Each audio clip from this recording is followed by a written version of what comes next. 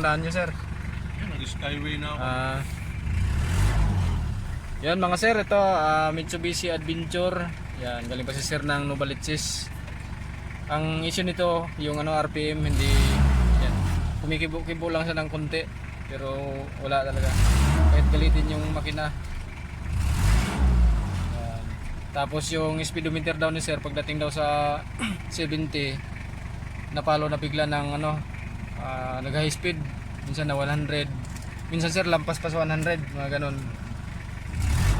Yan, gawin na din to mga sir, buksan na din to. Yan, ito na mga sir yung panel gauge ng Mitsubishi Adventure. Yan, ang issue nito mga sir, yung RPM hindi gumana. Nagana siya pero kunting kibo lang kahit galitin yung makina. Tapos yung speedometer niya, pag minsan napalo daw si sir ng 60, 70, pero yung reading nandito na sa 120, 100 ganun. Biglang napalo daw sa sa high speed pagdating dito sa 60 o 70. Minsan naabot sa 140 ganun. Yan. Pero mabagal lang yung takbo nun. Sana din mga sir, tignan. Subukan natin i-repair to.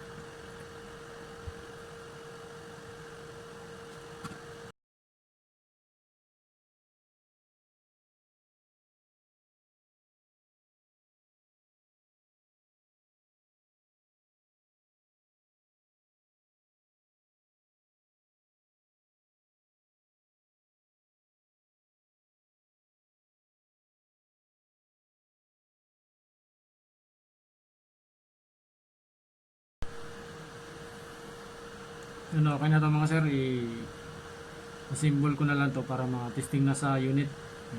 Yung RPM na repair ko na, tapos speedometer okay na rin to, i-assemble ko na lang, i-testing na lang doon sa unit. Mamaya mga sir. Yan mga sir, ito na yung yung RPM gauge ng Mitsubishi Adventure. Yan, against the light Yan, kanina mga sir, nakibo-kibo lang siya kahit galitin yung makina. Ngayon okay na siya. Tapos yung sa speedometer okay na rin yan. Bali update na lang din ako ni sir pag habang nasa biyahe si sir Tama-tama sir, dadaan ka ng expressway Yun, may hataw ni sir to. Dito rin kasi hindi rin tayo makatakbo ng 70. Marami pala ng kalsada dyan. Oo. Yung mga ginagawa dyan Pinugulat ako, vlog.